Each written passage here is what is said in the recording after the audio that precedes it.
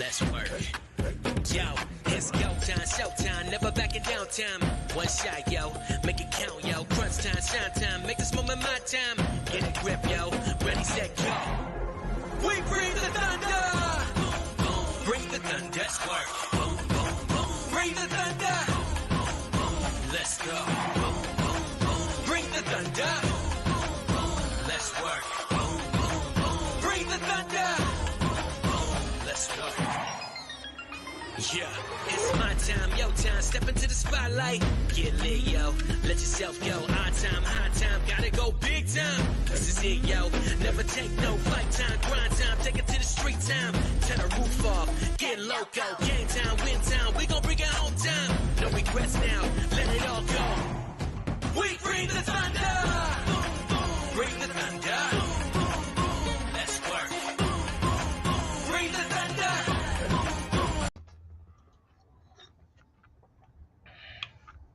Well, good evening and welcome to Mountain Bears. I'm Aeson, and of course with me tonight is the techie with the most, it's Techy Joe.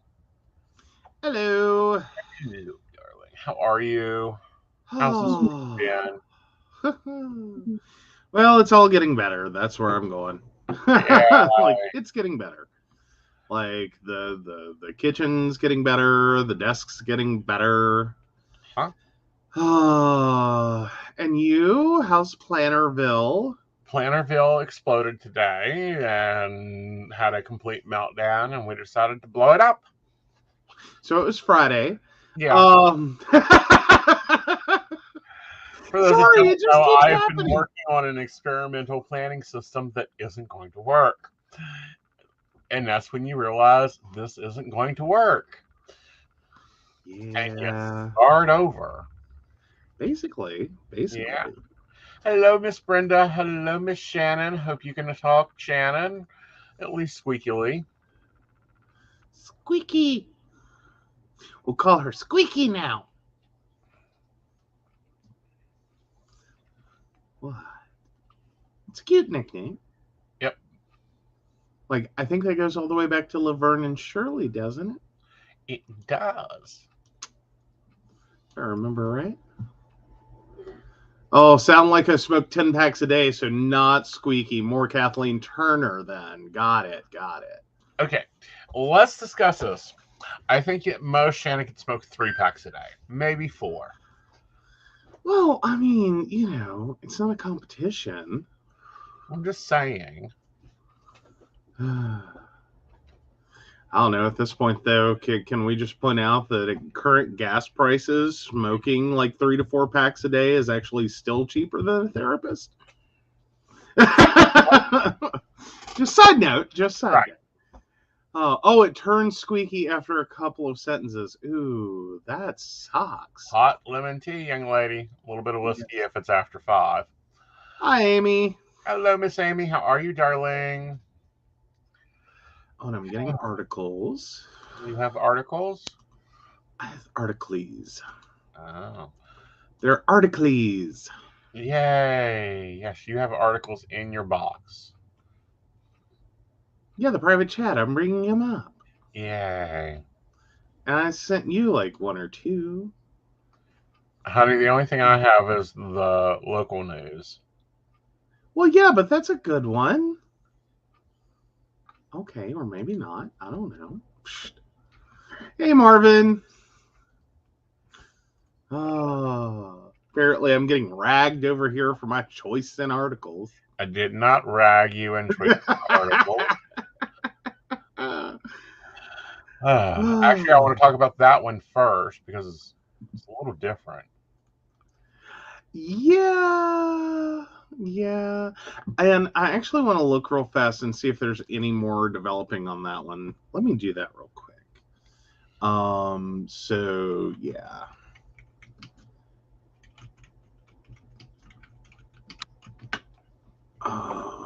Because I'm just curious. No, that's the most recent one. Okay.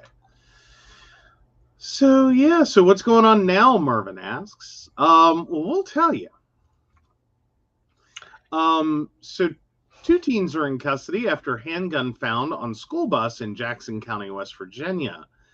This has been one of those stories, like, it hit, like, I saw the first thing about it when it was still just basically that. Like, here's your headline, and then the news article is basically the same thing. Like, just a couple more sentences. Right.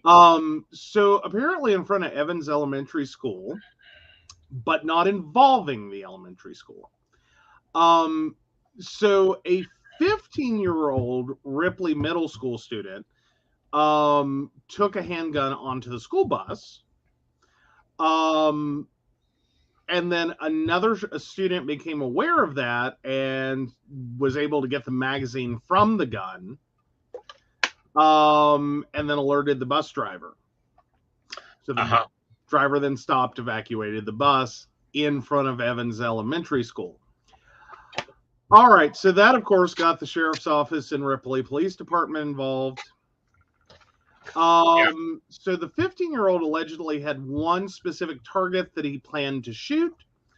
They also learned that the student's 16-year-old brother is the one that he gave that gave him the gun, and the 16-year-old brother stole the gun from a neighbor. Here's the question: does the neighbor even know the gun's gone? Well, I mean, let's hope. I'm hoping that's, well, I don't know. But no. So a lot of gratitude towards the fellow classmate who got the magazine away and got the bus stopped and bus driver alerted and everything else. That's awesome. Yes. But, I'm one of those that are having a generational hello, hey, Natalie. Because I remember school days. We know it was November because all the pickups had rifles across the back of the windows and magazine, more than enough bullets to float a Confederate army through West Virginia. Well, but then again, back in the 90s, one could pull these things. Like, we had a better, I don't know, a certain level of naivety. We had a better level of respect. That's what we had. We had a better what now? Respect for the gun. Potentially. Well, and I think we had a higher number of people who were using guns just for hunting. And they were hunting guns. Like, you typically don't go, hunting with a handgun. Rifle, no. Sure. Handgun, no. Like, that's not. If you're hunting bear and you hit something, you're going to have a handgun to put them down. Well, yes, but that's after you go with someone who is slower than you. And you just, like, rip open a packet of honey and squeeze it in their direction and run. That's how that works. Well, that's dependable. But no, there is use for a handgun in it. Now, I want to poll our participants, our audience members. How many of y'all went to school with guns in your parking lot? Just interested to see how many people it was normalized with. Yeah, see, our high school, I gotta say though, we before I even got to high school, our high school had a shooting incident. So yeah, we were very no guns on property, no guns in the building, no guns in the cars, no guns. Like, I think our poor unfortunate JROTC was firing blanks. Wow. Like, granted, given the situation that the administration went through, I don't think anyone held that against the administration. They're just like, nope. Right. Well, because us,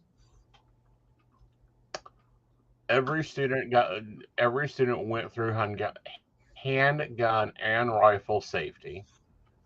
in the 6th grade, it was like one of those things they pull in together, pull everybody together and teach this. Mm-hmm.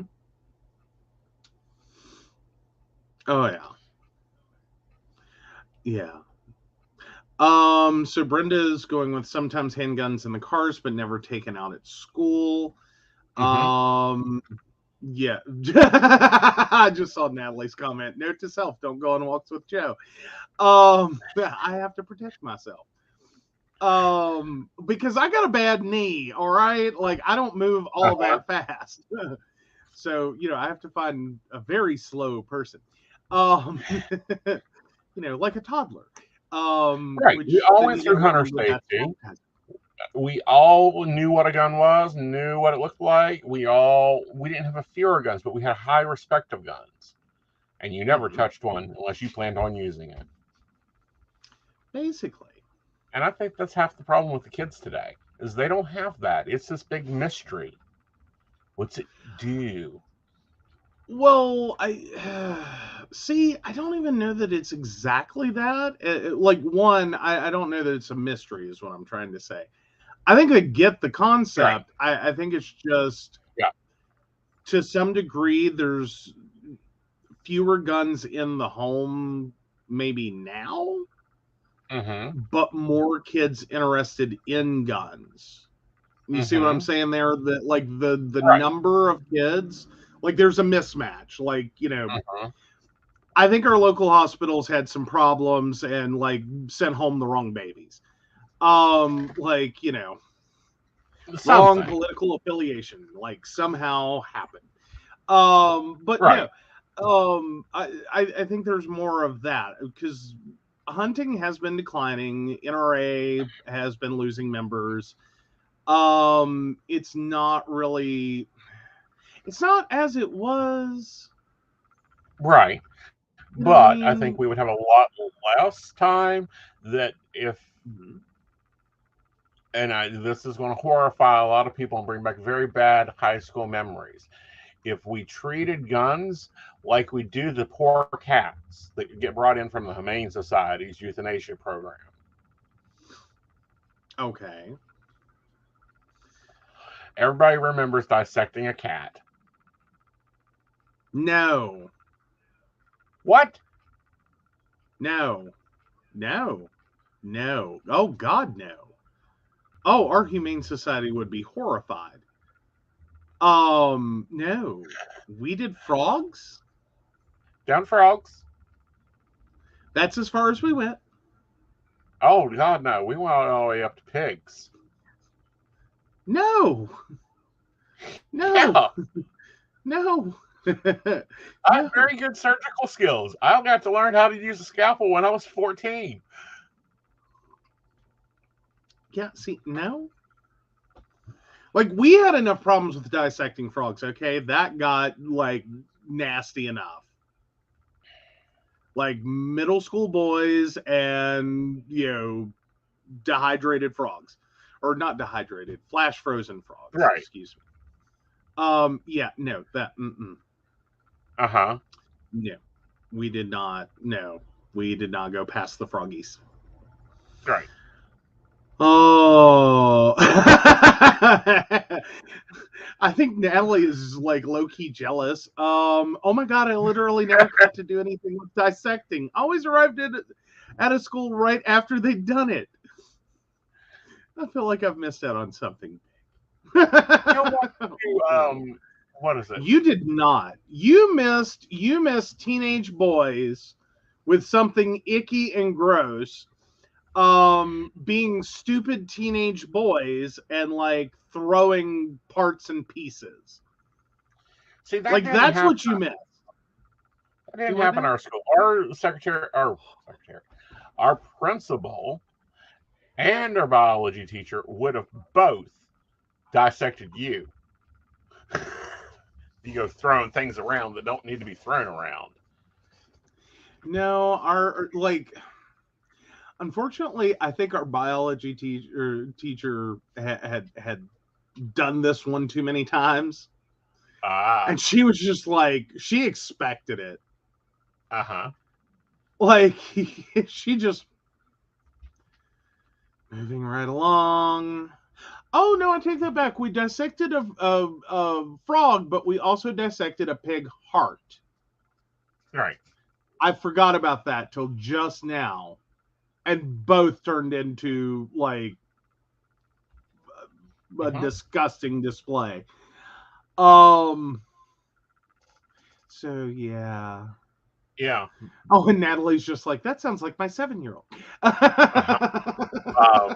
Marvin says, my father had 23 guns at home, and we never touched any of them unless he told us to.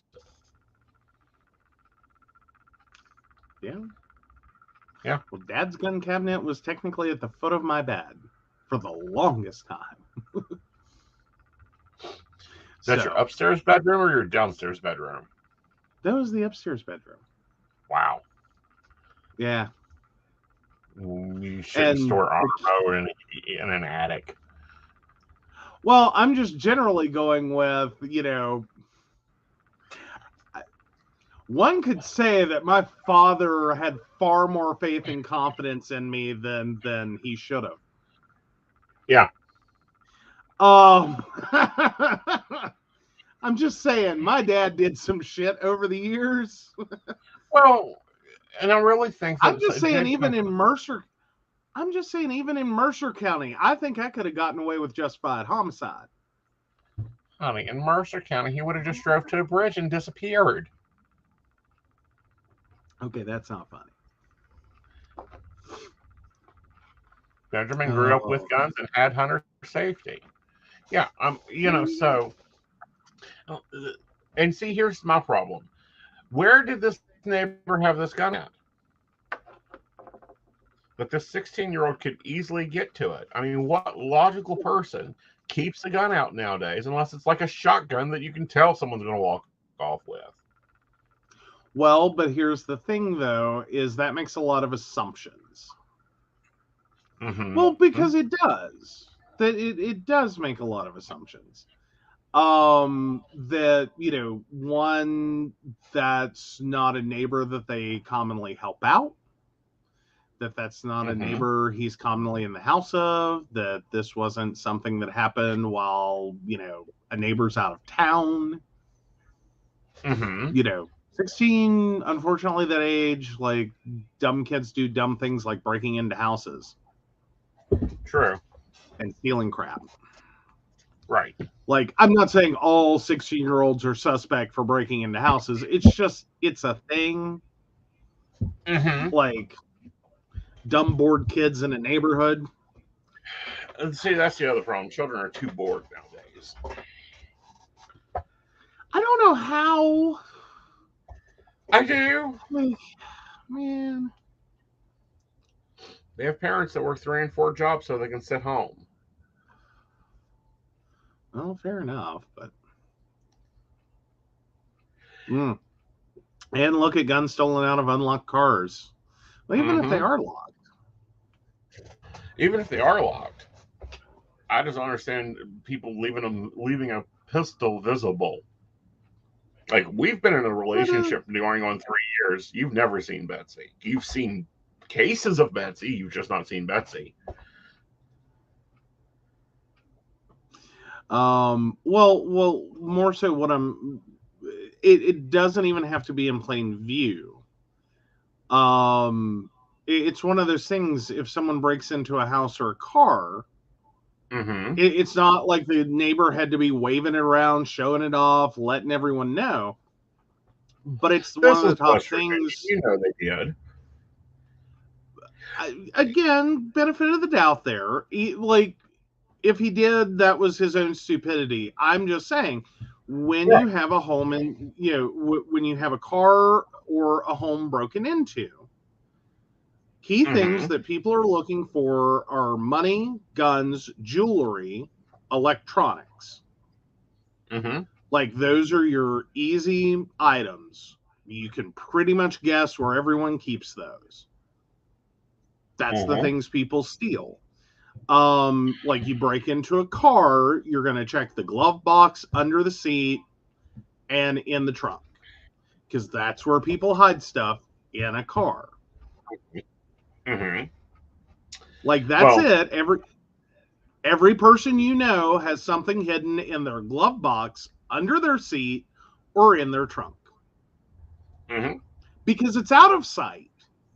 Right. Like, that's the whole point. You go Right. into a house, you look under the bed, in the closet, check the freezer, top dresser drawer with the socks.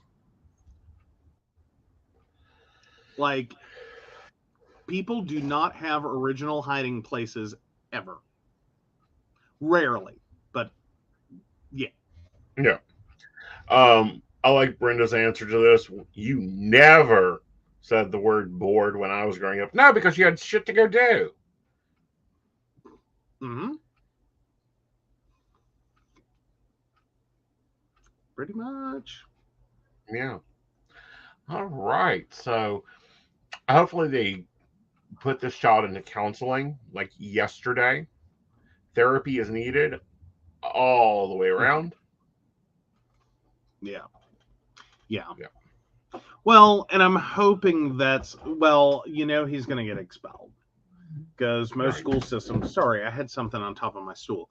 Most school systems, it's zero tolerance. Right. So the kid's already out of school. You can pretty much bet on that. I'd say the 16-year-old's going to end up expelled one way or another. The one who stole the gun and then gave it to the brother. He should be arrested. Like, let's stop being nice to kids. Arrest him. Well, but then you have to also question, is that the best thing in this situation? Like, on the 15-year-old, what the hell's going on? On the 16-year-old, like, I kind of think if your 16-year-old brother steals a gun and gives it to you, and then you, in turn, take it to school to deal with whatever situation, that's kind of a sign that there's a lot of things wrong in that household. Yes. Like, as in, I don't know that arresting the 16-year-old and just putting him in jail is really going to fix anything. Right. It's just going to throw away a kid. Because, again, obviously something's wrong here. Like, either the situation at school has been tremendously bad and there's like a whole slew of failure there. Right. Or the home life situation is a great big giant fail whale. Little of column A, little of column B. Right. Could also be going on. But it's I would think that it's for the whole situation to have gotten to this point. Right. There's a lot of problems that either you have a 16-year-old or a 15-year-old in a situation they just can't handle. Right. Or you have a 15-year-old that hasn't had enough guidance to be able to handle normal situations. Right. Like, distinctly different concepts. But yeah, I don't know that just locking kids up fixes that. I don't know that just expelling them from school fixes that. Like, here's my thing. I get the idea behind zero tolerance policies. And it's not that I don't understand them. I do. Right. But I think that's one of those situations, if we were talking about a well-adjusted kid who decided to be a dumbass, like, as in, everything's going fine, and for shits and giggles, brought a gun to school. Okay, I can understand the zero tolerance. Like, I have more problems with the idea of a kid bringing a gun to school that didn't have a target or a plan or anything and just did it to be, like, cool. Or, show off. Or to be, whatever stupid reason. I actually feel worse for the kid that has a plan on the sole basis, and I know it's thin, but on the sole basis that this is a kid who's fundamentally crying for help.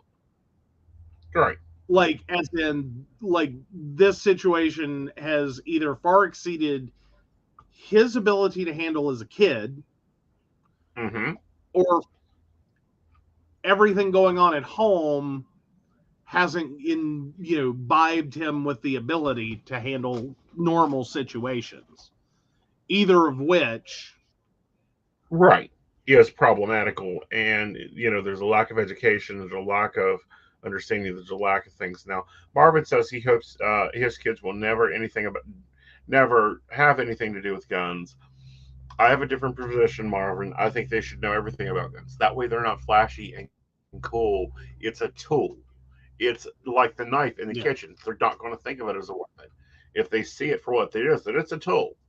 It does bang, bang things. It shoots this thing. It does this. It's no longer a big thing. It's like children who are never grown up around alcohol. As soon as they hit 21, they're big ban alcohol. And we have bar bust and everything else. But when it's like, yeah, you're drinking, that's cute. I don't like the taste of that one. It's not cool. And yeah, I wish U.S. laws on alcohol consumption were a little more geared towards not necessarily full-on underage drinking. Like, at no point should, like, a 16-year-old be doing a keg stand. That's bad. Right. But if we could normalize some consumption, at least to a point in which, again, this all relies on really good parenting and doing the right thing. Right. That you can teach kids that, this is what drinking is, this is what alcohol is, in case you get handed a drink, you'll know what it is. And you have to make choices. Right. And here's the deal. Like, don't drink and drive. If you're going to drink here. That way, at least I know you're doing it. Right. And, I can interact with that situation and it not be your kid goes over to someone else's house whose parents are out of town, the classic story, and then all hell breaks loose. Right. And suddenly everyone who knew nothing about the situation gets emergency room phone calls. Well, not only that, but you get emergency room phone calls, poison, you get not correct drinking. And what I mean by not correct drinking is the drinking in itself is tainted, poison, bad. Yep.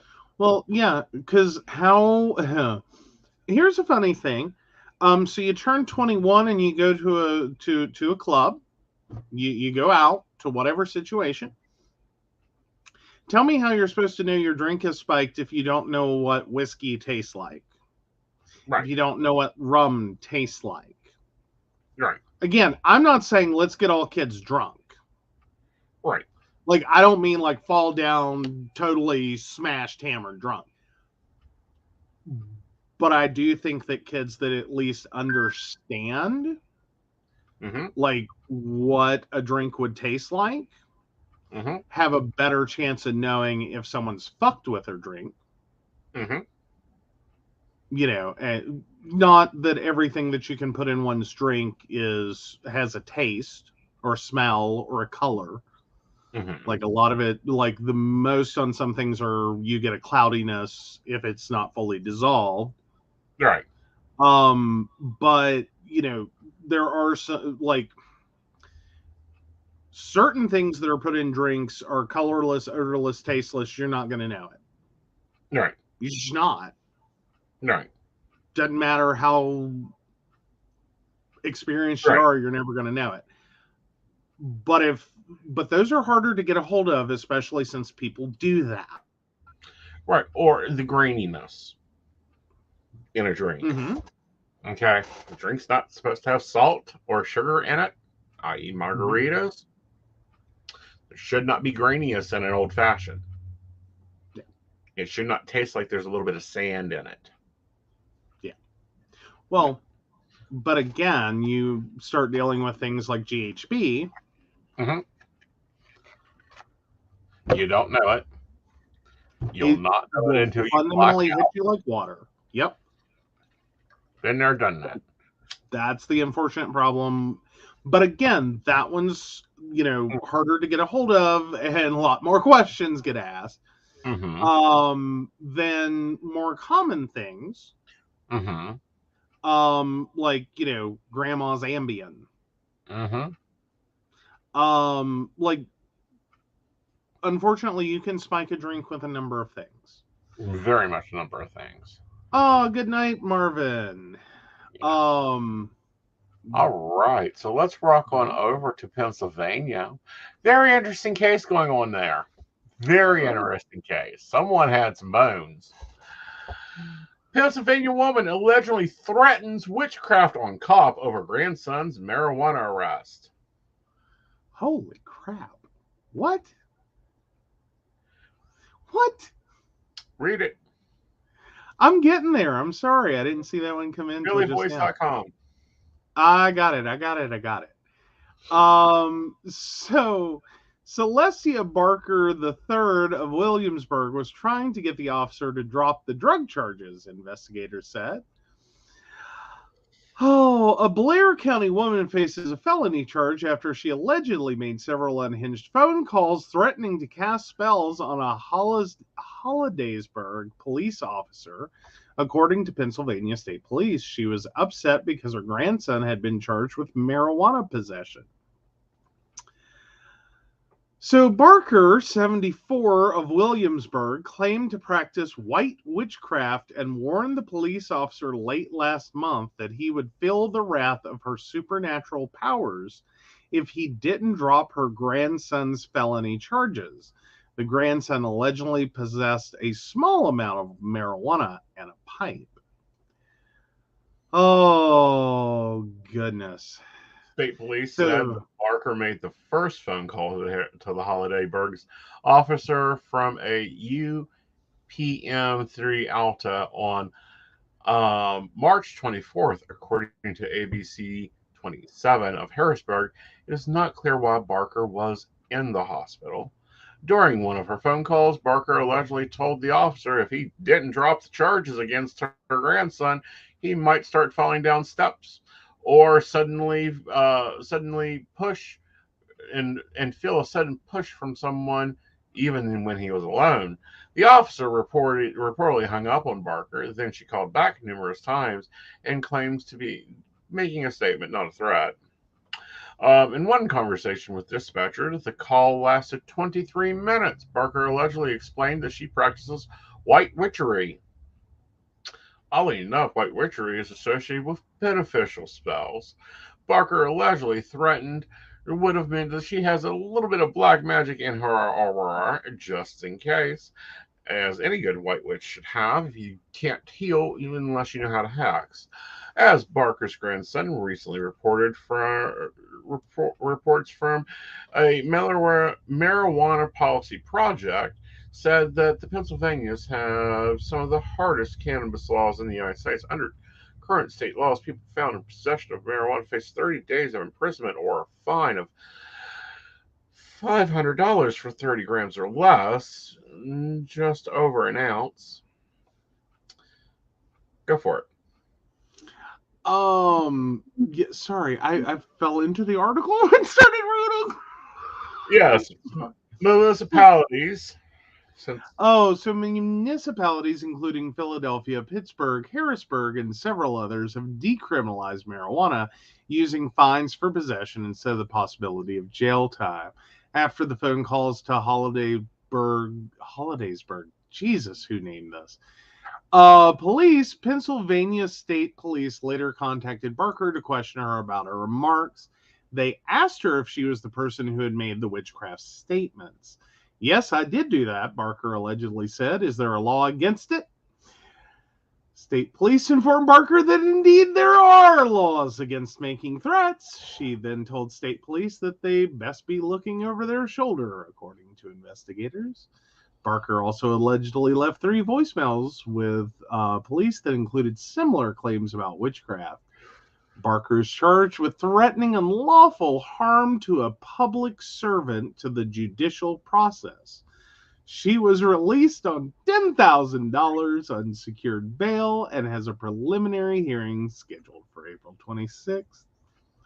So basically, at worst, her grandson was looking at 30 days and $500. Yes. I mean, and so now she's ended up, I think, probably facing what, a felony? Yeah, it's a felony to threaten a police officer. Oh. I'm just curious if, I'm sure a lawyer is going to plead it down. Well, I'm sure the lawyer's first step will be to question sanity. If a good lawyer, which, honey, if you get done a good money spell, you'll be able to get a good lawyer, should be questioning sanity. However, I find it interesting that it is a crime to tell an officer you'll curse him, but you can tell him you can pray for him. Mm-hmm. Very interesting angle here. Oh, I just... So, all right. I'm just curious because I'm looking up the Pennsylvania version.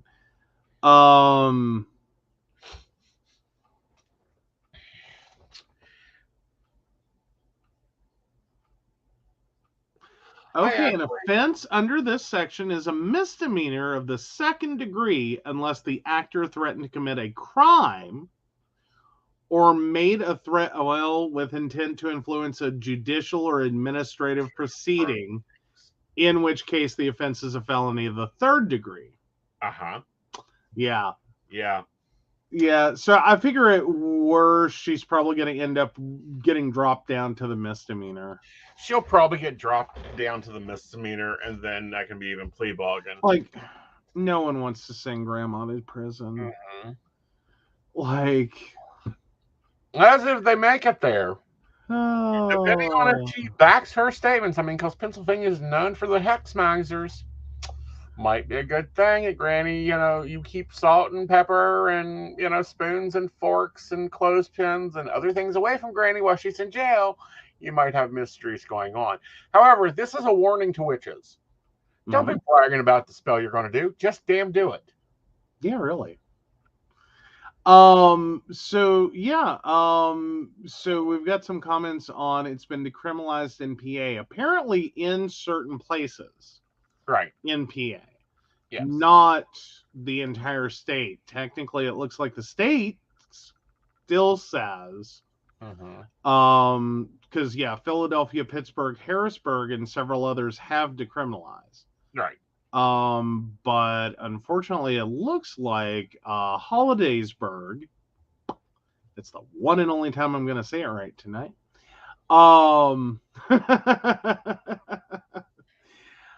Has not. So, yeah. Oh, and it was at the beginning. So it was a felony charge. Okay. I was having to figure out, though, I guess, more so, why is it going to be a felony? Yeah. Like, how was that? Like she threatened a police officer with witchcraft in Pennsylvania. That is criminal. So, again, I would argue religious freedom on this one if I was a lawyer with half my senses. I mean... Oh, I don't know. Like, I still think they're going to have a problem out of that whole secondary part of that sentence in which it was to influence. But she did, like, dead to rights, she did that.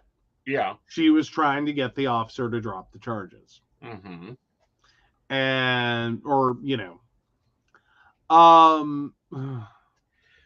Brenda starts singing the country song "I'll Pray for You" since she guessed praying wouldn't be a threat. Well, and I think in a lot of areas you may find that some laws get enforced and some don't. Right. Is kind of the follow on to that. Yeah. Is that, like, is it worth the paperwork? Well, is it worth the news coverage? Is it worth the paperwork? Is it worth the news coverage? Does the officer have any, like, was it the unfortunate shit item they could get on the kid? Right. Like, because, I mean, it's not like they're writing this article going, well, you know, first time drug user and, like, honor roll student athlete, blah, blah, blah, blah, blah. You know, as we normally try to, like, sit here and, you know, right, kind of make some people look better than they are. Right. You know, I'm not that, you know, but you get my point. Like, they're not sitting here singing the praises of the grandson here. No, they're not singing the praises of the grandson. They're trying to make news coverage. And of course, it pops up on my feed, so that means we get to talk about it because it's witchcraft in the news.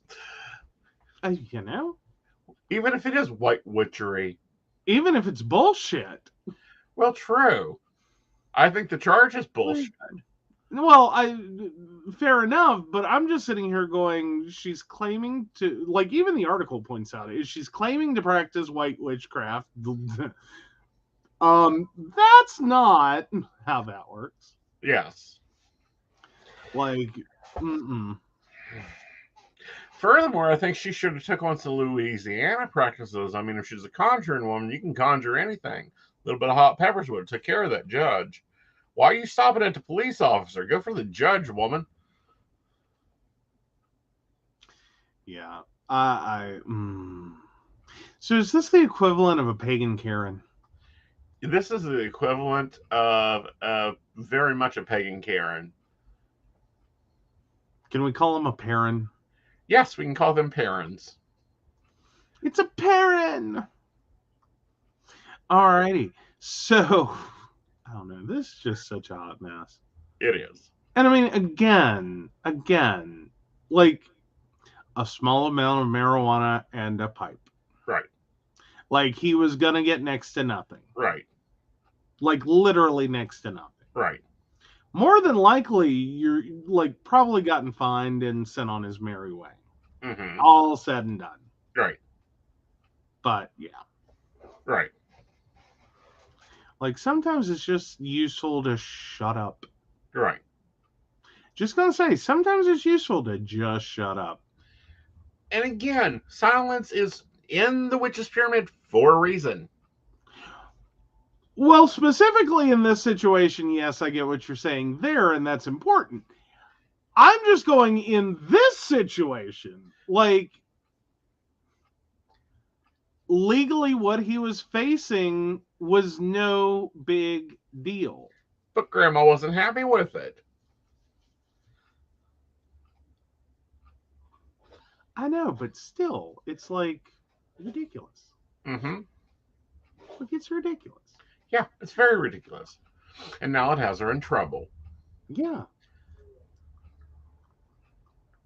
Speaking of in trouble, Don Jr. sent text messages to Mark Meadows on the ideas of how to overturn the election before the election was called ugly. POTUS must urging POTUS must start second term now. Yes. Oh. So Donald Trump Jr. sent Mark Meadows text before the election was decided, sharing ideas on how to keep President Donald Trump in power. CNN reported that 2 days after the 2020 election and 2 days before it was called, Trump Jr. laid out a plan that was similar to what was attempted. Quote, "It's very simple," Trump Jr. told Meadows on November 5th. Quote, "We have multiple paths. We control them all." Trump Jr. told Meadows they could file lawsuits and push for recounts in certain swing states to prevent them from certifying their results. He said Republican legislatures could step in and put forward fake Trump electors.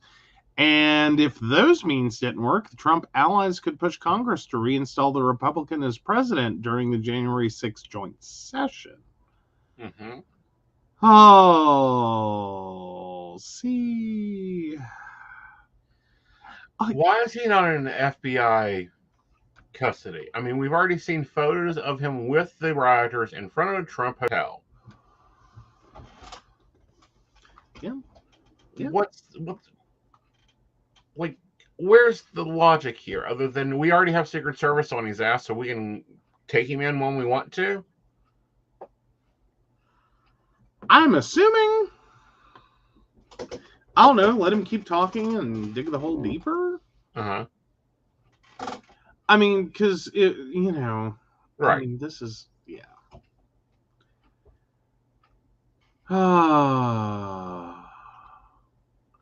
no. So yeah.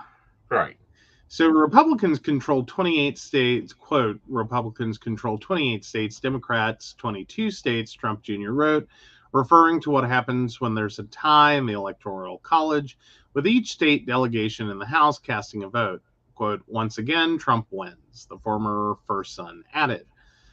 So he also said, we either have a vote we control and we win, or it gets kicked to Congress 6 January 2021.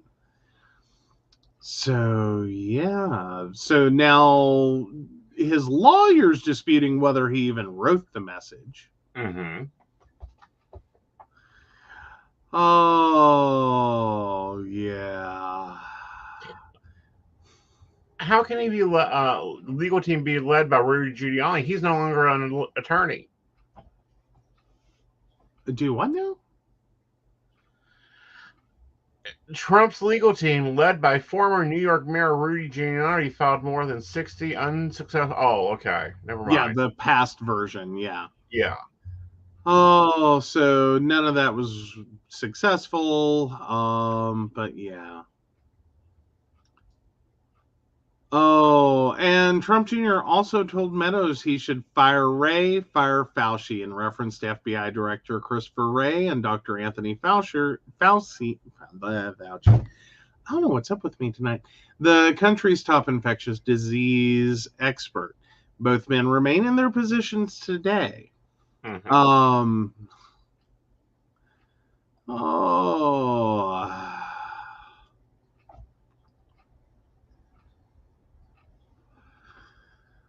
Yeah, so it's just, and everything after that is just like right-wing crazy conspiracy bullshit. I think we found Q. For those QAnons looking for Q, go check out Trump Jr. I think you found him. Oh, please, if he were Q, that would not be Q, it would be T. Oh, please. Corky. Corky. Like, this one needs real psychological help. I'm sorry, he does. The sad part was there was a moment there, like, I think there were a bunch of us that actually felt sorry for the Trump family.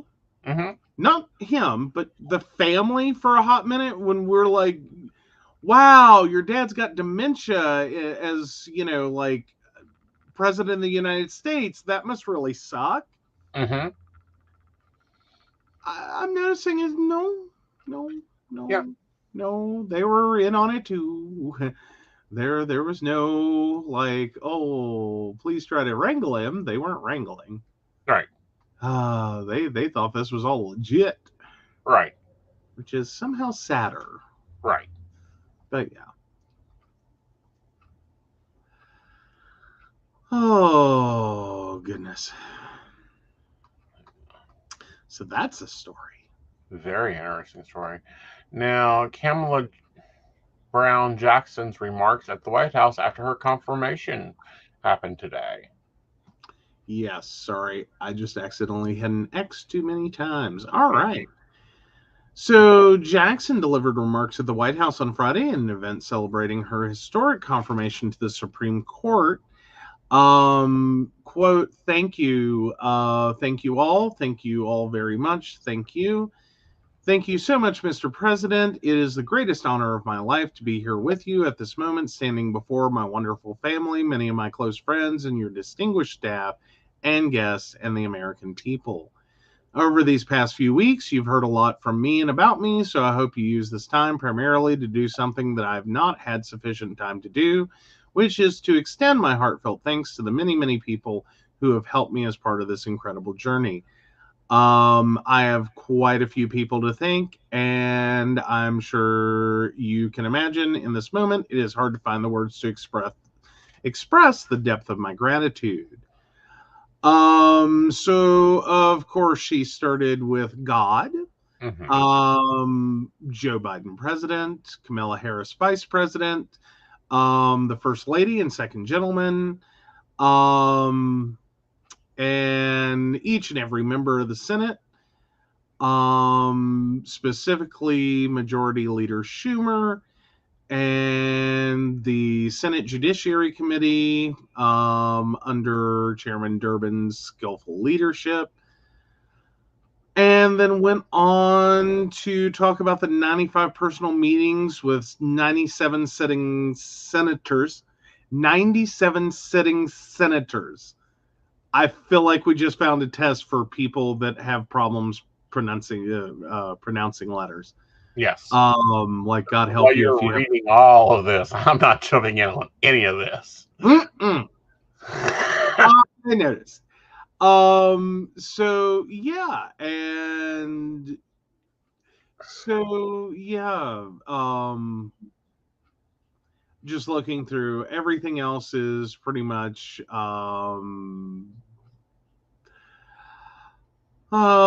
thinking the Supreme, or looking forward to working with the Supreme Court and mom and dad and her brother, and yeah.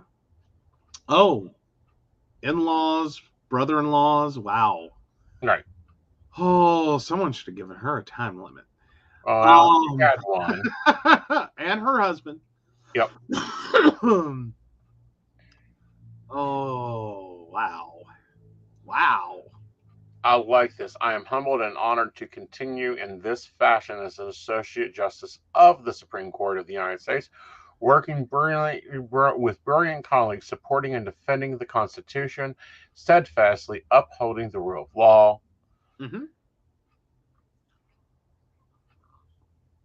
Sorry, I did not see how much this scrolled. Not that this isn't important, it's just going to literally be after midnight before I finish reading it. Well, it's very important because this is the first African female jurist we've had on the Supreme Court. Well, it is groundbreaking. Now, Nosy Me wants to know which two senators did not meet with her. No. Well, 95 out of 97. So no, 95 meetings with 97 senators. So shouldn't that be like 3 she didn't meet with?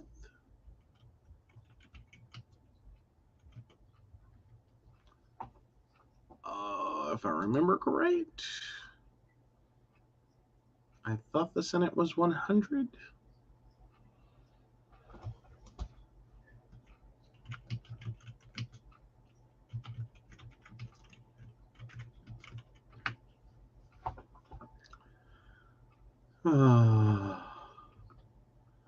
Oh, Joe Manchin, Kristen Sinema.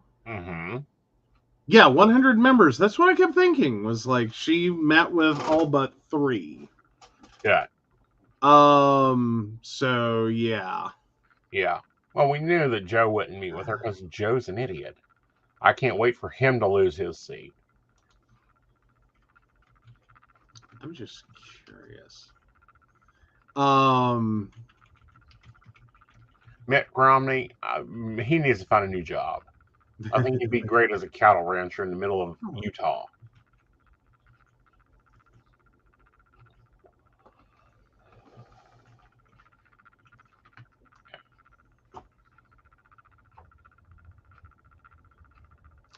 Oh. Oh, no, that's totally different article. Good God. Oh, yeah. I was hoping there was like a quick dirty article that was just like, these are the ones who refused to meet with her. Right. There isn't. Yeah. Oh, but yes. But no, very beautiful speech. Very long speech. But very beautiful speech filled with a lot of gratitude for everyone. Right. And also some powerful quotes there. So if you get time, go read the article. I would suggest going over to the Daily Mail in UK, where news is free. That's just me. Mm-hmm. Always good to go to the UK for news. Mm-hmm. It's sad we have to. Like, we can't afford US news. Right. Like, oh my God. Like, this crap's getting expensive. Right. It does. I mean, it's just ridiculous how much websites or like news organizations are charging anymore. Right. And like every day, it's another publication is now behind a paywall. Right. And of course, you know, the snapping turtle is already making comments about not another one. We're not letting another one go through if he wins the midterms. Oh, well. Can we please retire the snapping turtle? I mean, one would hope. Mm-hmm. Like, y'all have an upcoming opportunity. Kentuckians, please take advantage. Vote for sanity. I don't know, but then again, I just kind of sit here and have the moment of, you know, sometimes you have that moment, really, of like, better the devil you know. Right. Than the one you don't. Like, if he retires and they run a whole ass campaign for someone else in his political party, we might have, you know, version 2.0. Right. That's, you know, meaner, faster, taller, younger, less turkey necked. Oh, shit. It could happen. I know. Well, we can't move to Canada for at least 2 more years. Oh, no. Why not? Well, unfortunately, and this is going to your box now. Aww. USA Today, to cool the housing market in Canada. Canada's banned foreign home buyers for 2 years to cool its housing market. Mm-hmm. It has banned them for 2 years to cool the housing market. It is going so crazy up there. Even the government's going, this is insane. Well, okay. Well, now hold on. We could technically move. Okay. It will ban foreign investors from buying homes in Canada for 2 years. Mm-hmm. And then skipping down, the government announced a 2-year ban on foreign home buying, mm-hmm. as well as higher taxes for people who sell their home within a year. Mm-hmm. So it looks like they are trying to do 2 things, which is one, prevent speculation in the market. Uh-huh. And 2, prevent people from buying houses just to turn around and sell them at a profit. Right. Which you see a lot of foreign investors do. Right. Like a lot of people do treat the housing market much like you would soybean futures. Mm-hmm. And unfortunately, like there really isn't a difference there, but it does end up being a pretty significant one. Right. That it does artificially inflate an entire housing market. Mm-hmm. Versus technically changing the price of a commodity. Right. Yeah, it also gave a new savings account and changes to the first-time home buyer's tax credit.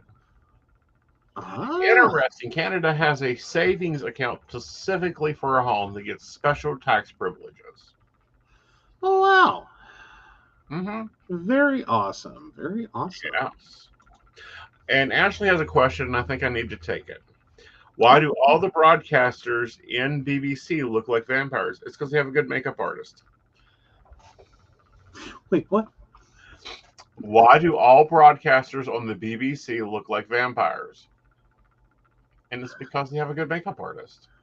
I don't think you understand what a good makeup artist is. Like, vampire is typically not the desired look for on-air talent. Depending on the news network. I mean, we see what happens when you let, we see what happens over at Fox. Fair. Okay, they look like Barbie wannabes. Fair. And old men. Yeah.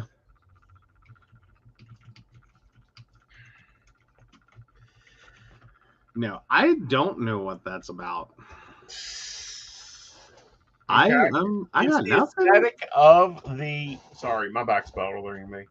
It's the aesthetic of the network. Yeah. Okay. It's cool. It's professional. It's straight laced. It's modern. And if they look like vampires, great. That means the makeup artist is doing well to hide that pink and red that occurs. Well, yeah, and also trying not to turn the anchor into the news story. Right. I mean, and again, if you go back to your Fox News comparison, right, there's a fair number of people who are watching Fox News for really wrong reasons. Right. And unfortunately, the way we treat broadcast journalism, that's not uncommon. Right. And to some degree, I will say, I understand wanting someone on your on-air talent, to look physically presentable. Right. One step beyond that, however, is where they've gone, probably like 39 steps past that, to basically creating an industry around unrealistic body standards. And, high amounts of like sex appeal. Like, I don't know when we got this idea that, you could either watch the news and learn something or watch the news and jerk off. Had to be a combo. Ratings, the success of Playboy. And it's Fox News. They know that the Republicans aren't listening to the women anchor, so they've got to have something to fill the news. But it's not just Fox News. It really isn't. True. Like even your local stations. I don't know. I haven't seen one in about 10 years. I thought they all died. No, they're still there. Okay. Like, some are moving away from it. So, like, smaller markets are starting to move away from it. Yeah. I don't know if that's just because they can't attract the talent, like they don't have enough money to offer. Or if that is like a sign of they got the memo. Right. That this was getting really weird. Right. Like, I've seriously been afraid for some of the journalists I've met. Right. Because, I mean, I don't mean to insult anyone, and I really don't. And I really do hope that some of the ones that I've met have taken some self-defense courses and could potentially, drop someone like a flipping, set of car keys. Right. I really do hope that. But I've had more than a few moments where I'm sitting there going, you are in danger. Right. You are a tiny little being. And you could get in trouble quickly. I'm a little fearful for you.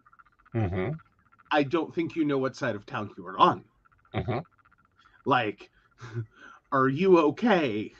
Well, it's like our current weatherman. Okay, WOAY, yeah. Okay, our current weatherman. Who we love. We love him. Yes. Like, he is absolutely adorable. He is. He really is. He's absolutely adorable. But I swear to God, this man cannot be more than 5'2". I think he's 5 foot. And he is tiny. He is very Little tiny. man. And he was doing either a news story or something. And was working in a gas station, and we both had to check our car and make sure he wasn't in the trunk. No, I don't think we. No, I think Yes. you made a bad cross. No, it is the same little leprechaun. I don't think he is. I think you are wrong. Okay. Like, no, I don't think the gas station employee is the same one as the news anchor. And for one reason and one reason only, hair. Okay. Wrong hair. The hair was wrong. But similar builds, very similar builds. They could be brothers. Possibly. Like, I could, well, or partners, because, if they've been together long enough, that happens. Uh-huh. All right. I'm so glad I'm balding. Uh-huh. What, it'll take people longer to realize we've started to look alike. What, it will. Uh-huh. All right, so let's go to your favorite segment. Oh, am I the asshole? Dun, dun, dun, dun. Am I the asshole for choosing my cat over my girlfriend?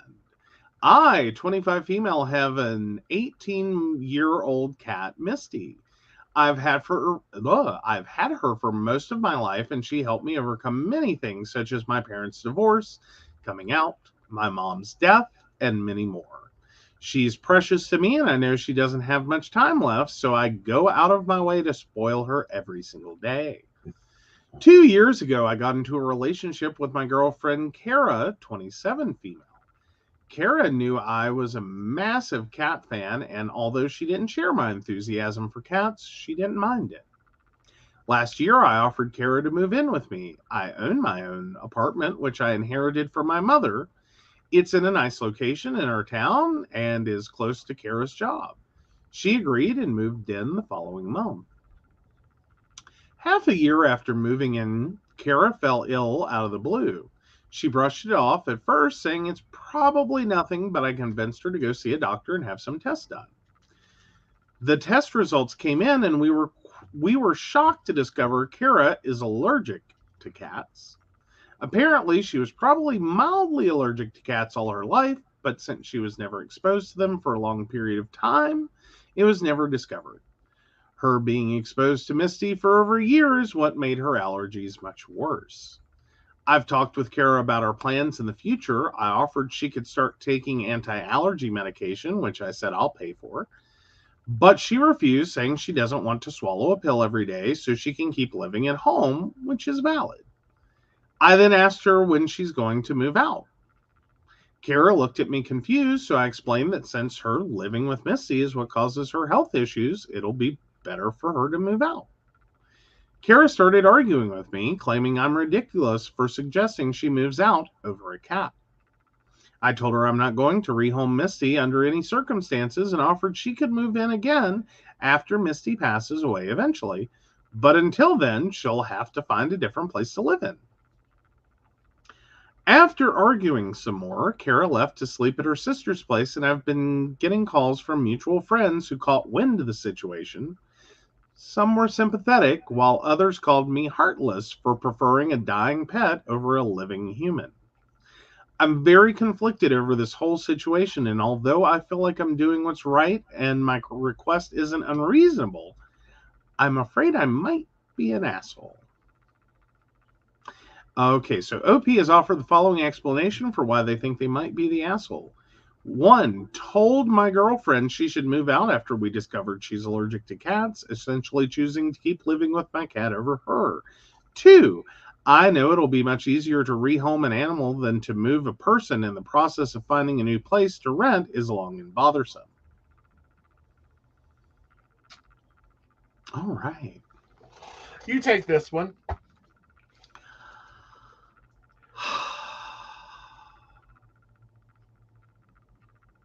Can I go with no one's the asshole? It's just a really horrible situation that I understand why everyone has a problem.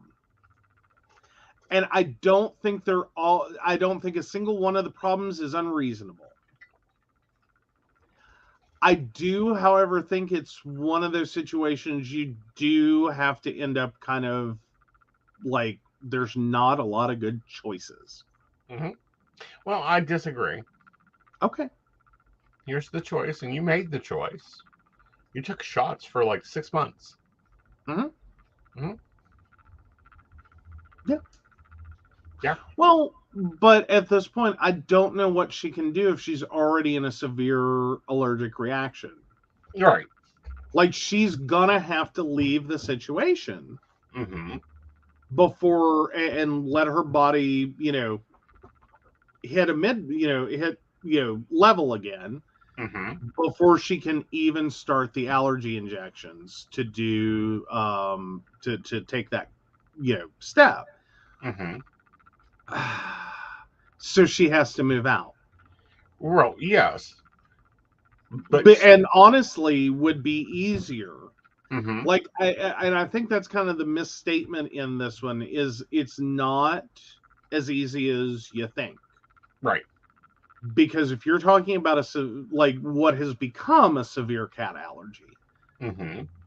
it's not as simple as remove the cat and everything's better. Right. Like, it's not that easy. It's literally easier to remove you with the allergy Mm-hmm. than to try to get a 18-year-old pet out of a home. Right. And I don't mean the physical animal. I mean the years and years and years Mm-hmm. of the pet being there. Right. Because fundamentally, you should be talking about Mm-hmm. Pillow covers, mattress covers, replacing furniture, replacing all carpet, cleaning out vent and duct work.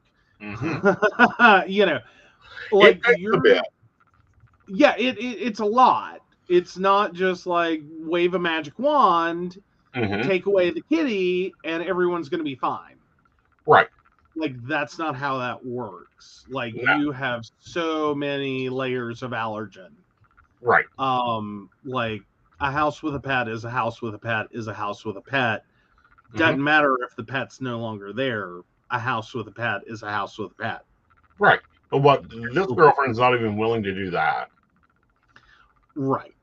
Okay. She offered to even pay for the medicine. Pill base is what's being recommended. Shot base would be more useful, especially if they're going to continue A, renting, B, continue A, if her allergy is that bad. Yeah. Well, and it was also a part of, until I did the immunotherapy for my allergy, there really, truly was no version of that in which my allergist was going to let me live with you and continue my therapy.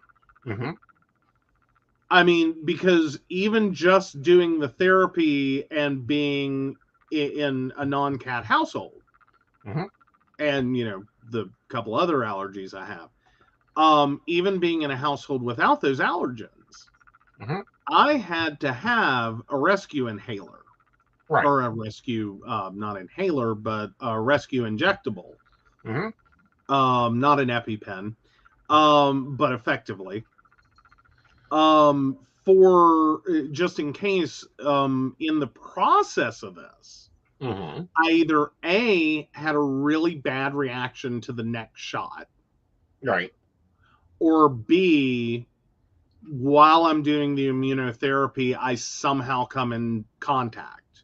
Right. I could have a severe life-threatening allergic reaction. So no, you can't live there. Right. For a while. Yeah. It really is the best choice for you, no matter what occurs with the cat, to move out. Right. What fix your health. What gets me is never once did you say get rid of the cats. No. We sat here and had discussions about what we could do. Mm-hmm. Like, the allergy medication wasn't a really good option for me. I've exhausted most. Right. Because it wasn't just cats that is a problem for my allergies. Right. Like, that was the biggest one with this situation. Right. But I had other allergy problems Mm-hmm. that were hitting, a wall as well. Right. So it was kind of like the one-shot fix. Mm-hmm. Well, two-shot fix each week for a while. But we still have the equipment to give your shots. We do. But no. Well, and we discontinued those. I had a good point. Yeah. It was all good. Yeah. So, but no, that wasn't the only solution or option that like we discussed. Right. Because there was a point in which we discussed, okay, is this a thing that we have to do but live separately? Uh-huh. Like, that was an option. Again, right. And we had discussed that, and that could have been a choice. Right. And would have been the fallback if the allergy injections didn't work. Right. Like, if I went through all of that. Right. And I can't walk in the front door before, like, my eyes are swelling and I'm sneezing my head off and I can't breathe. Mm-hmm. Then that would have been option 2. Well, not only that, but looking at your job, you go into homes to repair computers. Yeah. Well, I'm not saying there weren't many benefits to this. Right. There were. Right. But at the time, initially, that we were talking about this, we were also talking about the fact that the house had 9 cats. Right. Which, in any situation, 1 cat can be enough to trigger an allergic reaction. Mm-hmm. 9 cats can really be a lot. Right. Because that's not just 1 cat worth of allergy production. Mm-hmm. That's, almost a more order of magnitude of cats. Right. So it would be very possible, and why we did have to be very careful. Mm-hmm. Like, very, very careful. Mm-hmm. As I'm doing that, again, useful. I needed it. I was happy to do it. It was something I had already thought about before. It just hadn't been a thing I could do. Right. And that's an additional part to this, and maybe why, like, there's a little bit more of a struggle. Right. I will say that it is very much a time commitment. It's not like they're going to show up at work and give you your injection. True, but that injection can be given by anyone that takes a 4-second course. Mm-hmm. Like, right. It's not a difficult situation. Right. But what I'm saying is, it is commitment, and you still have to show up for that one appointment to get the next vial of your medication. Right. Periodically, like, you still have to do that. Right. That can be a lot of time out of work because, again, good luck finding an allergist that doesn't work Monday through Friday, 9 a.m. to 5 p.m. Mm-hmm. That works something outside of that. Right. Which is a primary problem with our healthcare system, but that's a whole other story. Right. And our employment situation as a world, or well, at least as a country, that doesn't prioritize healthcare at all. Right. Over work. Right. Like, you could be having a heart attack. Right. In most offices. Right. That's still not their primary focus. Right. Like, not as a business. Like, maybe as a person, your manager, their manager will be concerned about your well-being. Right. But as your manager, right, they're just going, well, how long are you going to be off, and do we need to find your replacement? Right. And legally, how do we make that happen? Right. Like, that's it. Like, right. And probably be really annoyed about it. Right. On a business side. Right. which is a hard tightrope to walk, and I don't know how anyone does it, and I don't know that I can ever have appreciation for people that do. Right. I've seen it. I've seen people that can be legitimately concerned on a personal level about another human being that they work with. Right. While simultaneously having the mutually exclusive, but for the good of the business, we need to figure out how to fire them and fuck them over royally so that we, as a business, continue with the best optimal situation. I don't know how one does that. Right. Yeah. Oh, and it's called employers managing within the law. Yeah. Yes. Letter of the law, not the spirit of the law. Exactly. But yeah. But no, all of this can be a really big undertaking. I think. Well, I'm still there with the bitchy girlfriend, lazy girlfriend, came up with a great solution. We'll move the 18-year-old cat in with 2 other cats that her friend has. No. Yeah. And she also gave her the ultimatum that, to continue the relationship, there is no more cats after Misty. Honestly, I don't think I would have a problem so much with that. Because, I mean, honestly, the original poster sounded like she had probably already made that decision. Right. That, like, this is specific to this cat. Right. You know what I mean? Like, I'm, like, seriously, like, girlfriend, wait for Misty to die. Because,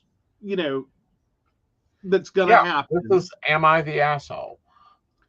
Yeah, this is Am I the Asshole? Yeah. The girlfriend, the OP that owns the 18-year-old cat is wondering if they're the asshole for refusing to give up their 18-year-old cat and telling the girlfriend to move out. Yeah. I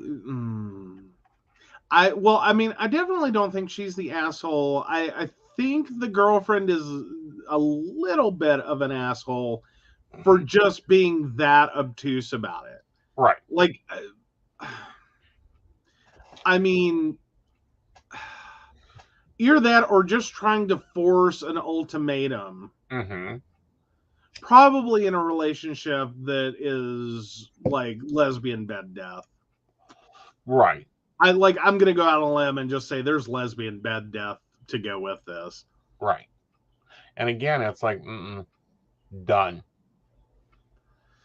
Yeah. Yeah. I think that's a fundamental value difference right there. Like, if the two of you can't meet together on that one, and I mean, on one level, I will say, I don't think it's in. I mean, I think it makes you an ugly pet owner if you can easily give up an 18-year-old cat for your relationship. That said, I don't inherently think that is a wrong choice. Right. If you were to do it, if you were willing to do it. I mean, it's an ugly pet owner. Like, please don't get any more pets. You're not meant to be a pet owner. But right. I think you should. That's a street that goes both ways. Is one should be really understanding of the fact that someone's not willing. Right. And like, why? Right. But it seems like this is really pushing that ultimatum front of it's me or the cat. Yes. And it's like, bye. I say if you give up the cat.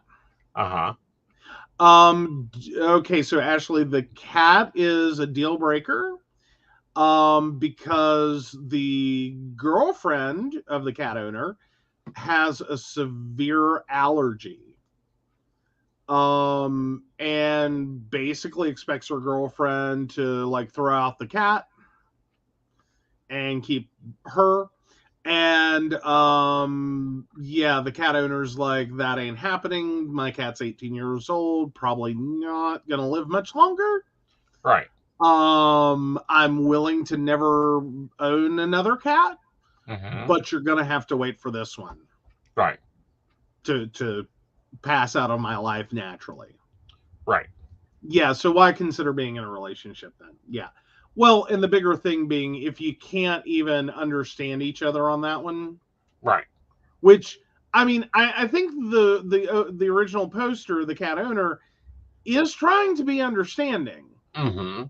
Like, really is, but is like, okay, but that's again, it's a compromise here. Like, we got to do something. This isn't a forever, I'm kicking you out in favor of owning cats. Like, this poster is going, I don't know if my cat's going to be around another like year, 6 months, 2 years. Like, hell, the cat could be dead tomorrow. Right. You know, like, anything is possible here. Right. But probably not that much longer. So we're talking about a temporary move, and this is not like, you've had the cat a hell of a lot longer than you've had the girlfriend. Right. Yeah, the cat's probably going to be around a lot longer than the girlfriend. Right. So yeah. Very much so. And just for clarification, I know a 22-year-old Pomeranian that has 3 teeth and will bite him if he made that ultimatum. No. I mean, like, the worst thing we say about Prissy, because I'm the one that started saying it, and I will defend what I say. Like, she's spoiled rotten. She gets whatever she wants. And my theory on it is, what is it going to do? Kill her? And that sounds horrible. Until you realize the Pomeranian is 22 years old, has outlived 3 owners. She's semi-blind, like probably mostly blind, has 3 teeth, like she's losing her hearing. Like, she's got a lot going downhill for her because she's 22 and they're not supposed to live that long at all. Right. Like, but is in love with you. Well, yeah, because I feed her whatever the hell she wants. Well, not only that, but no, I mean, is in love with you. She will drag her bed closer to you. Well, because again, you know, like, it's sad. Like, this gets worse. It's the same theory I had with my grandmother. My grandmother was 90-some years old, and when I say my grandmother was a cockroach human, I mean that wholeheartedly and sincerely. War, plague, fire, famine, you name it, disease, she lived through it. 90-some years old, she has been through it all. She has buried, you know, parents, siblings, husband, child, almost a grandchild before she went. Similar approach to her is, so what if she eats ice cream for breakfast? I don't give a shit. What's it going to do? Kill her? Nothing else has? like, not to be mean, but at her age. The only thing I see, we're hoping something does. You. Well, yeah, but I mean, for my grandmother as well, it's like at some point you start hoping something can. Like, you get to a certain age and you start going, if I don't die soon, I'm afraid I'm immortal and this is going to really suck. Right. But no, Prissy is 22. He gives her anything she wants. He will bitch at the other dogs and praise Prissy. I have never heard you yell at Prissy. Yesterday was the first time, because she would not calm down after the lawn guys were here. Right. But I mean, I do, like, I'm sitting here and it sounds horrible, but it's like, you know, like, I'd rather her go happy. Like, you know, if a fucking Oreo cookie is what rocks her world and takes her out, I don't have a problem with that. I see that as the human equivalent of like getting a blowjob from a 22-year-old and knocking out. Agree. Like just yeah. So now back to your cat. I currently own no cats, just for the record. I do not own a cat. I own 2 dogs. Well, I own 1 whole dog and a half a dog, and I'm caretaking another dog. Yeah, that's where I'm at, Brenda. Bless her little heart. At 22, she deserves anything. Right. Oh gosh, Mary, you feel better. Yes. But no, like I don't. Yeah, basically, I have a cat. Ollie really is fond of me. We'll hear his voice on the phone. On the phone. I'm sitting, and I've got a picture. I posted it ages ago and said, "Look at this." I used to put him on speaker while I'm working, and we'd talk and play Second Life. He would come up on my desk. No, an Ollie, like Oliver. Yes. Oliver Wendell Holmes, to be precise, but yes. Now, what's important about this is Ollie doesn't jump on things, or didn't used to jump on things. No, he's a pigtail kitty. Yeah, we're pretty sure Ollie has some damage. Yes. Like, we often call him our special needs kitty. Yes. Like, he's not in diapers. He's not like, he doesn't need training wheels. Like, he's not there. But meet the cat. He's sweet. He's adorable. Like, he does not take bad photos. But that elevator don't go all the way up or down. Like, he is not the smartest kitty. And we're pretty sure there is a point in his spine where no more messages get through. Right. Or barely do. Oh, absolutely. We can totally post Ollie pictures. Yes. Like he's adorable. Like anyone could love this cat. Even if he is, I will say, his worst habit. Okay, this cat is like very specific about his litter box. And it is not a large margin of error that you get on when it gets cleaned out. When you tip that, he uses yours. And do what now? He uses yours. He uses our bathroom, the whole bathroom, and nothing but the bathroom. So help him God. Yes. And will absolutely spray everything in it. Well, he gets his litter box clean, and that's not his worst habit. What's his worst habit? I mean, he's a little cranky about his water bowl too, but his worst habit is if he wants to get to you, he will get to you. He will. He can be a very determined kitty. Yeah. Joe came home from surgery. He hasn't seen Joe for a week. Oh, really? No, a few days. And no, it was a week because we went up the day before surgery. We were there for 2 nights, and then came back.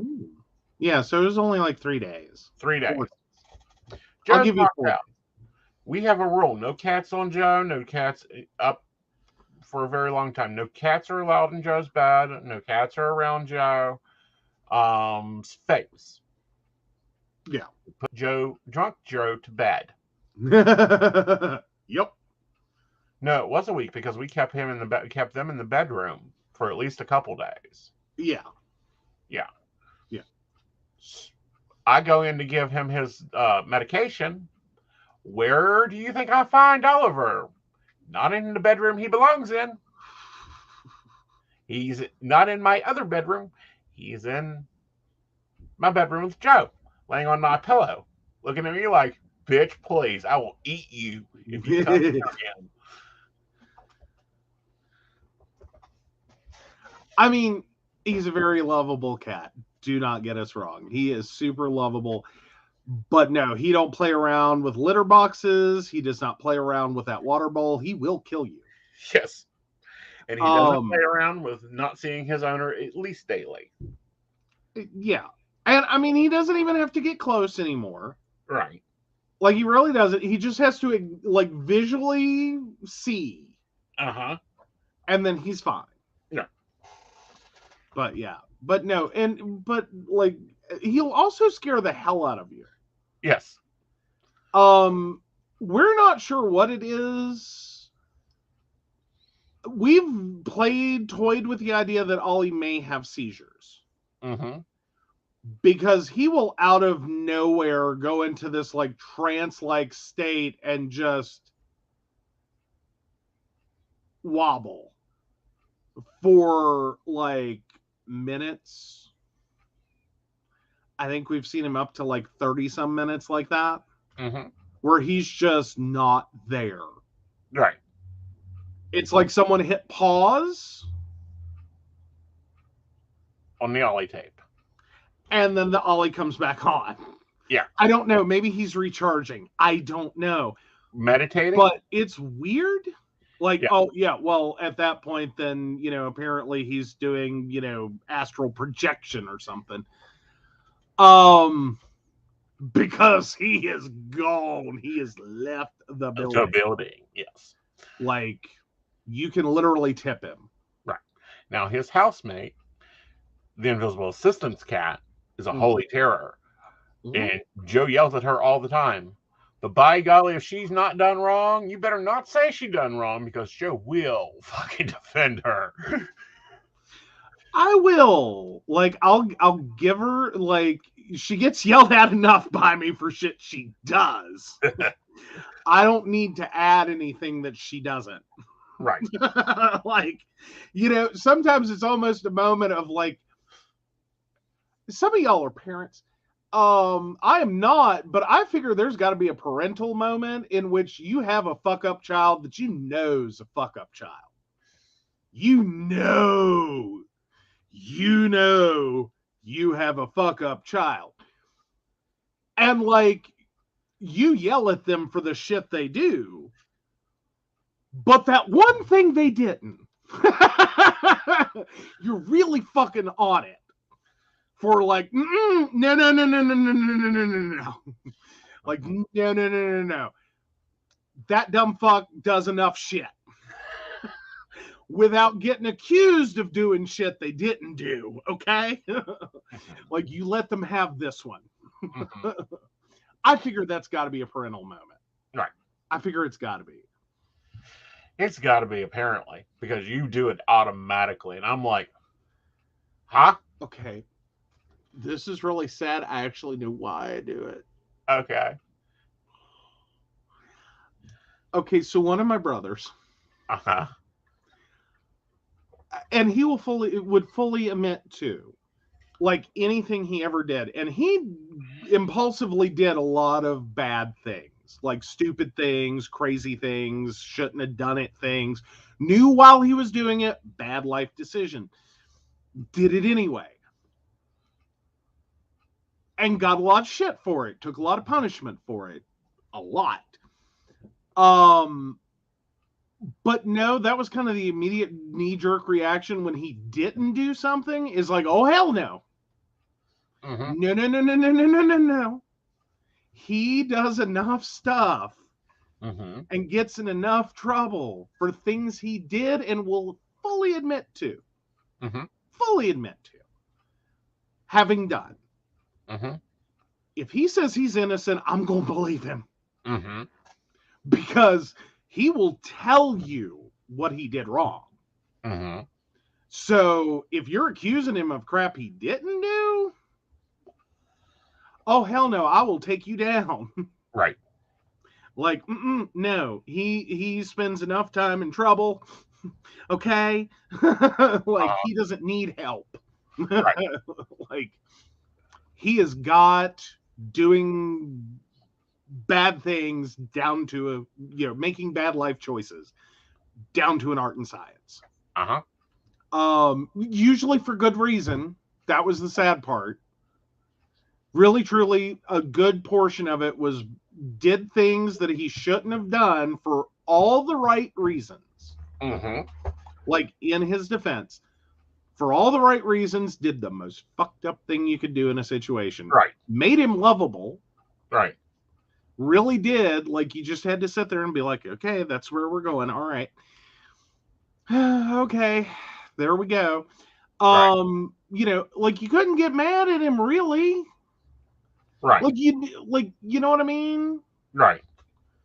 Like, I don't know. Maybe it's easier in my family. Right. Like, we all have our quirk in my family. Right.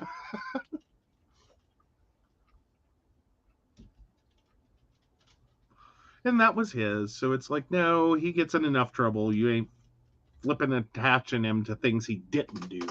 Right. And that's what you do with her. Now, your son, on the other hand.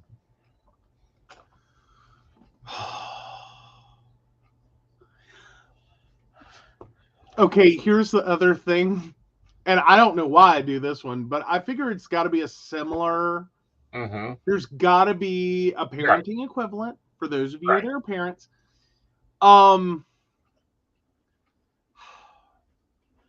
There's almost a pride when Ollie fucks up.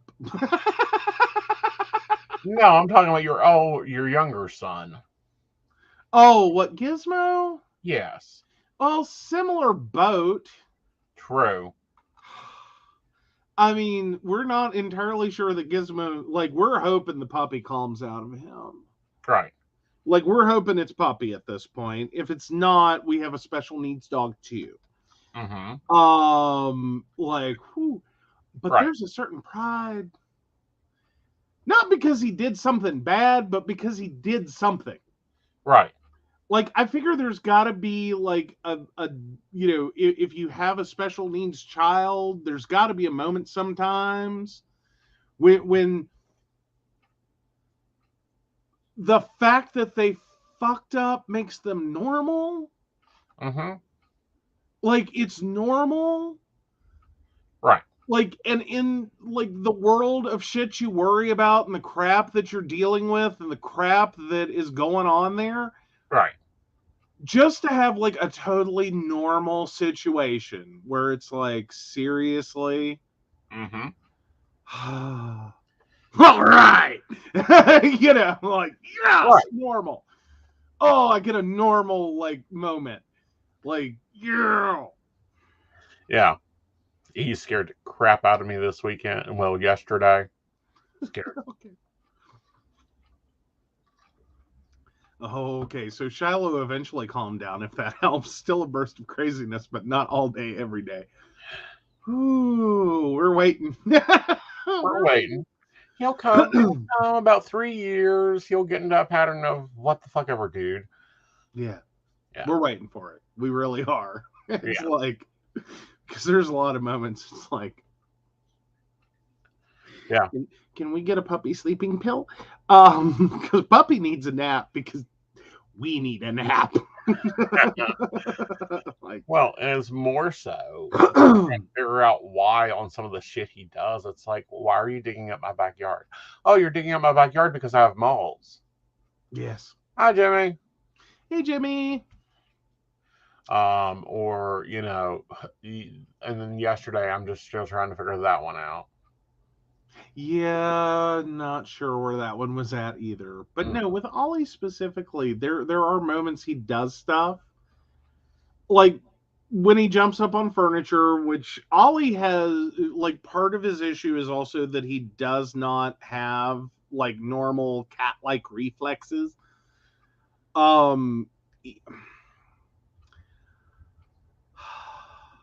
He has the cat-like reflexes of, like, Garfield drunk.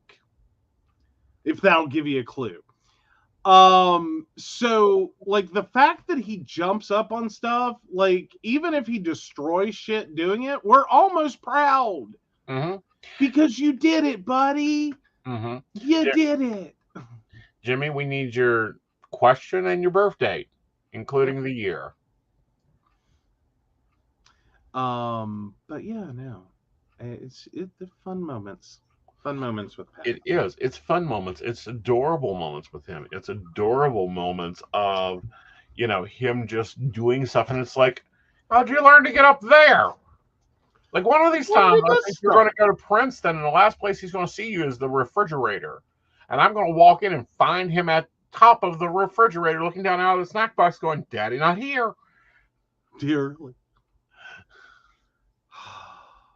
Like he does get lost. Like, again, the elevator doesn't go all the way to the top with this cat. Right. Like, he doesn't... Like, it's the funniest thing when he escapes the house. He can't even do that right. Like, he doesn't run out the front door. He just kind of walks out the front door and then stops on the porch. Uh-huh. Like, that was the total plan. He had no other clue what to do after that. Like, freedom! I'm going to sit here. Yep. And if we miss him, it's real easy to find Ollie. Yeah. Because he goes through the only door that can get him back in the house, the basement door. And then someone has to go under and get him. Actually, you just have to go down the door, open it up, and go, Ollie, come here. And he'll walk out. Meow. Yeah, that's not an entryway, dude. Yeah. Well, and that's the other thing is we got so excited when we learned he could speak. Yeah, and he only done that when you started coming around. I know. Things he's learned since you've come around is to climb on furniture, claw people, and speak. All righty. Well, I think we have all the things. Okay. All right. So, Jimmy, 102990, does anyone I know have feelings, or are they hiding any feelings for me? Perfect.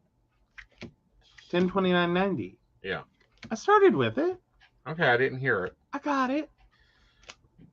All right. Looking at this, I do feel you have a romantic opportunity appearing. But that probably will not start for about another 4 weeks, Jimmy. Looking here at the Four of Pentacles showing up, you need to sit back and let their hidden feelings come forward. Okay? And someone the Jimmy already knows? Yeah, already knows. Okay. Casual friendship at the point. All right. All righty. Okay, guys. Well, it's been a really good show. We will be back Tuesday. Now, Tuesday, there will be 2 coffee shops. Yes, 2. There will be an early 2:30 in the afternoon one, and there will be a late one. I don't get a name, or I would have said it. So why are there 2 coffee shops? I'm interviewing a British UK time zone client. Ah. And then we'll have our normal one. Hey, Ben, you know the rules. You know the rules. That is on Tuesday. What? Well, yeah, that's on Tuesday is the day, Yeah. But no. Yeah, Ben, come on. Dates and questions. Yep. Yes, Tuesday. There will be a 2:30 episode, and there will be our normal 9:30 episode. At 9:30, we have Dr. Elizabeth on. Ah. Yeah. Good deal. Yeah. We'll be discussing her new book on love enhancement. Very fun, very fun. Yep. Come on, Ben. Let's go. Cards are still heated here.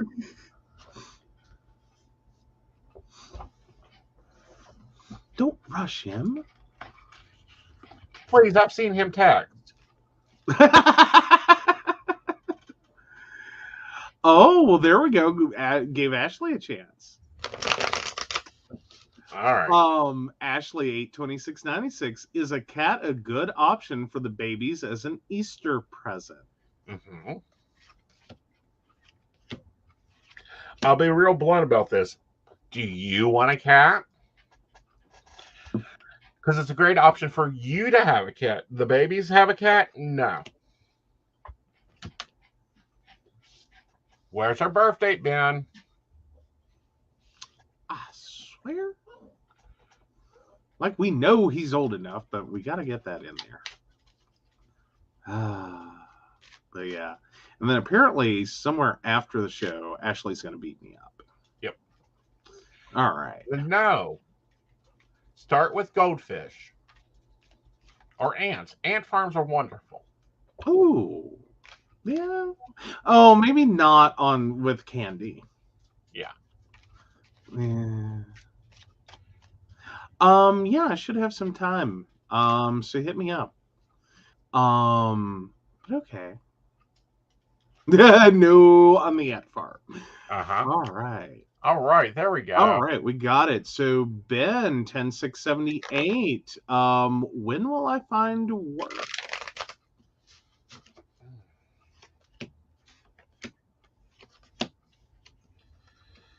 All right, looking at it, you do have a new opportunity. I do, however, feel like it's not going to be a good one. You really take a new job in about 6 weeks. It's not the perfect situation. Don't get comfortable there. You're just there for the moment. You'll be taking a better position, however, and I feel like that is probably 4 months out. All right. Okay. Oh, Ashley says the fish we don't have a safe place to put. You don't have a place for a vase? Come on. Nice vase on that bar with a beautiful, colorful beta in it and Easter lilies would be beautiful. Oh, get a pet rock. Pet rocks are wonderful too, but make sure you get the newest model that has a USB plug-in so you can recharge your rock. True. They have upgraded the pet rock. Yep. Either that or the little Tamagotchis. They came back. Yeah. Talk about bringing back the dead from the 90s, literally and figuratively. What's that? We ain't doing that.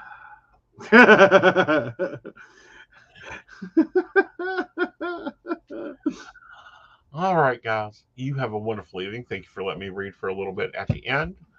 And we will see you on Tuesday. Bye, y'all. Bye. Oh. Yeah, I was going to say, but you look ready to leave. Yes. All right. So we, of course, want to thank Beverly Walker, Mika G, Kathy, Mary Winfield, Brenda Bryant, Ashley Giss, Shannon C, Shannon D, the ever-wonderful Lady Gwendolyn, Charles Shaw, and Dottie the Psychic. If you'd like to learn more about us, the show, or how you too can become a Patreon supporter and receive all the wonderful benefits that our baristas receive, please visit us at pcspnetwork.com. All right. Good night.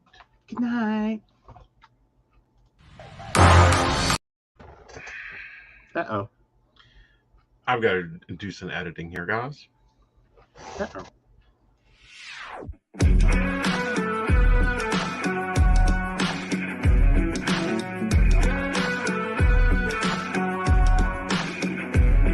can't tell me the deck is stacked.